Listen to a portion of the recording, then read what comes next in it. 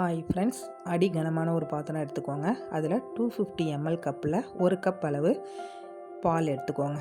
தண்ணி கலக்காத பால் தாங்க. ஃபுல் க்ரீம் மில்க் சொல்லுவாங்களே, அதை மாதிரி உள்ள பாலாக எடுத்துக்கோங்க.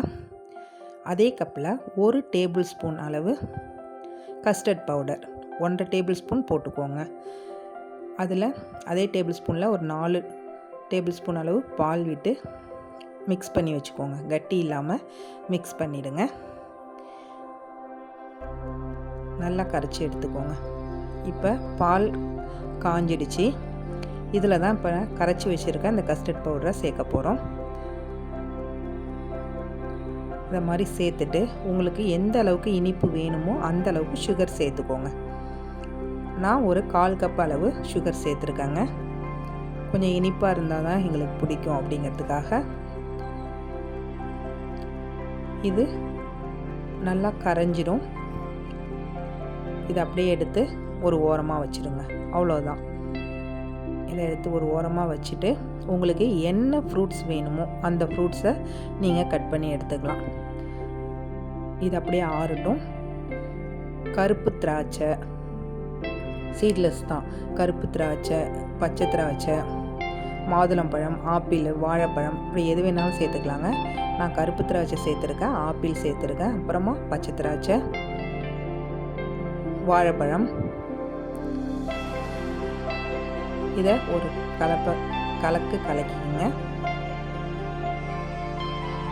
அதுக்கப்புறமா மாதுளம்பழம் 1 கப் சேர்க்குறேங்க.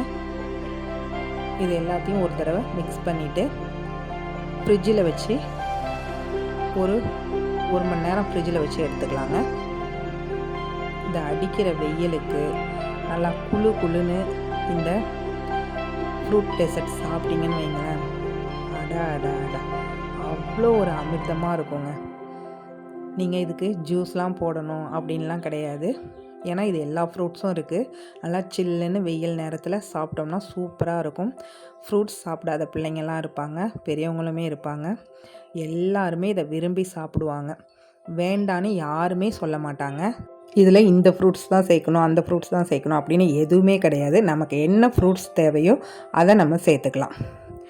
வீட்டுக்கு கெஸ்ட் வராங்கன்னா நம்ம அதை செஞ்சுட்டு கிடக்கணும், இது செஞ்சுட்டு கிடக்கணும் அப்படிலாம் கிடையாதுங்க. எதுவுமே இல்லை. டென்ஷனே இல்லாமல் ரொம்ப கூலாக நம்மளும் இதை செஞ்சு வச்சிடலாம். வரவங்களும் ரொம்ப கூலாக இதை சாப்பிடுவாங்க. சூப்பராக இருக்குது, டக்கராக இருக்குதுன்னு நம்மளை பாராட்டுவாங்கங்க. ஓகே ஃப்ரெண்ட்ஸ், இதை ஒரு தடவை நீங்கள் செஞ்சு பாருங்கள். நம்ம சேனலில் நிறைய கேக் வீடியோஸ்லாம் போட்டிருக்கோம், குக்கீஸ் வீடியோஸ்லாம் போட்டிருக்கோம். அதெல்லாம் பார்த்தீங்களா என்னென்னு எனக்கு கமெண்ட்டில் சொல்லுங்கள். நீங்கள் இந்த வெய்ய காலத்துக்கு என்னெல்லாம் செஞ்சு சாப்பிடுவீங்க அப்படிங்கிறத கமெண்ட்டில் சொல்லுங்கள். ஓகே ஃப்ரெண்ட்ஸ், பாய்.